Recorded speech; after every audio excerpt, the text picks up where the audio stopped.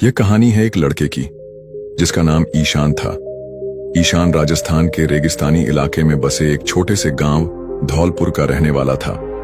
इस गांव में दूर दूर तक केवल रेत के टीले और सूखे कुएं थे। बिजली की सुविधा केवल नाम मात्र थी और पीने का पानी भी रोजाना कई किलोमीटर दूर से लाना पड़ता था। गांव के लोग मानते थे कि उनकी किस्मत में बस यही सूखा जीवन लिखा है। पढ़ाई लिखाई के बारे में कोई बात नहीं करता था। बच्चे अक्सर पशु चराने या मिट्टी के खिलौने बनाकर बेचने का काम करते थे, लेकिन ईशान ऐसा नहीं था। वह अपनी गरीबी और हालात से जूझते हुए भी कुछ बड़ा करने का सपना देखता था। उसका कहना था, अगर रास्ता नहीं है तो मैं खुद रास्ता बनाऊंगा। ईशान के पिता एक कुम्हार थे। वे मिट्टी के बर्तन और खिलौने बनाते थे और पास के शहर जाकर बेचते थे। ईशान भी अपने पिता के साथ काम करता था, लेकिन उसके दिल में हमेशा एक सवाल रहता था, क्या मैं अपनी जिंदगी सिर्फ मिट्टी में ही बिताऊंगा या इससे आगे कुछ कर पाऊंगा। एक दिन ईशान ने अपने पिता से कहा, पिताजी, क्या मैं पढ़ाई कर सकता हूं? पिता ने गहरी सांस लेते हुए कहा, बेटा, पढ़ाई बहुत महंगी है, हमारे पास पैसे नहीं है, लेकिन अगर तू मेहनत से पढ़ाई करना चाहता है तो मैं तुझे नहीं रोकूंगा। ईशान के पिता ने उसे एक पुराना स्लेट और चौक दिया और कहा, जितना सीख सकता है सीख लो। गांव में कोई स्कूल नहीं था, इसलिए ईशान ने खुद से पढ़ाई करनी शुरू की। वह शहर जाने वाले लोगों से पुराने अखबार और किताबें मांग कर लाता। गांव के एक बुजुर्ग जो कभी शिक्षक रह चुके थे, उन्होंने ईशान को अक्षर और गिनती सिखाई। ईशान ने अपनी मिट्टी के खिलौने बेचने की जिम्मेदारी खुद ले ली। वह सुबह काम करता और शाम को पढ़ाई करने बैठ जाता। धीरे धीरे उसकी मेहनत रंग लाई। उसने 8वीं की परीक्षा पास की और आगे की पढ़ाई के लिए गांव से 20 किलोमीटर दूर के स्कूल में दाखिला लिया। स्कूल जाने के लिए उसे रोज सुबह 4 बजे उठना पड़ता और पैदल चलकर जाना पड़ता। ईशान के गांव में लोग उसका मजाक उड़ाते थे।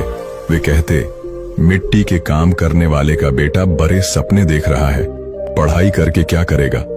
लेकिन ईशान ने किसी की बातों पर ध्यान नहीं दिया। उसने अपना ध्यान सिर्फ पढ़ाई और मेहनत पर रखा। एक दिन स्कूल में विज्ञान प्रदर्शनी का आयोजन हुआ। ईशान ने मिट्टी से सौर ऊर्जा चलाने वाला एक छोटा मॉडल तैयार किया। सभी लोग उसकी प्रतिभा देखकर दंग रह गए। उस प्रदर्शनी में आए शहर के एक अधिकारी ने ईशान से पूछा, तुम्हें यह विचार कैसे आया? ईशान ने मुस्कुराते हुए कहा, हमारे गांव में बिजली नहीं है। अगर सूरज की रोशनी को ऊर्जा में बदल सकते हैं तो हमारे गांव में रोशनी आ सकती है। इस परियोजना ने उसे जिला स्तर की प्रतियोगिता में जीत दिलाई। इस सफलता के बाद ईशान को सरकार की ओर से छात्रवृत्ति मिली। उसने शहर के एक अच्छे कॉलेज में दाखिला लिया, लेकिन उसके लिए यह सफर आसान नहीं था। कॉलेज में सभी छात्र अमीर घरों से थे। वे महंगे कपड़े पहनते, अंग्रेजी बोलते और ईशान का मजाक उड़ाते। लेकिन ईशान ने खुद को बदलने का फैसला किया। वह अंग्रेजी सीखने के लिए पुस्तकालय में दिन रात बैठता और पुराने शब्दकोशों का सहारा लेता। उसने खुद को सिखाया कि हर इंसान की ताकत उसकी मेहनत है, न कि उसके कपड़े या पैसा। कॉलेज में अंतिम साल में ईशान ने अपनी पढ़ाई के साथ साथ एक बड़ा प्रोजेक्ट बनाया।